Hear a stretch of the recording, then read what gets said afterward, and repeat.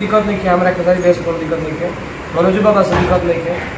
और मनोज बाबा का ये बात मुझे बहुत बुरा लगा कि हम सरकारी कोनो हॉस्पिटल छोड़ना खोले बनी कि यही मन से ही ट्यून खा गया और चलिए, तो हम लोग चलिए कोई बात नहीं करें, वो हटाई बंदी हमारा गाना हट गया है और उन लोग का चल रहा है।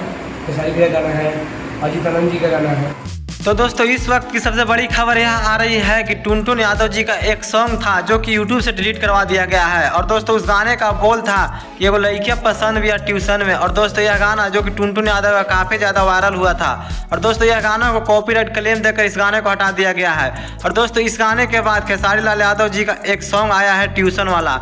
और दोस्तों उस गाने का बोल था कि एगो लड़की बसल भी मन में जो संगे पढ़े ट्यूशन में। और दोस्तों यह खेसारी लाल यादव जी का न्यू सॉन्ग आया है जो कि काफ़ी ज़्यादा वायरल होते हुए नजर आ रहा है। लेकिन दोस्तों कुछ दिनों पहले जो कि टुनटुन यादव जी का सॉन्ग आया था, जिस सॉन्ग से खेसारी लाल यादव जी का म्यूजिक मैच कर रहा है, जिस वजह से खेसारी लाल यादव जी का यह गाना जिस म्यूजिक के द्वारा आया है वह म्यूजिक का नाम आदि शक्ति फिल्म है। और दोस्तों यह गाना जो कि आदि शक्ति के द्वारा टुनटुन यादव जी का वह सॉन्ग को हटवा दिया गया है।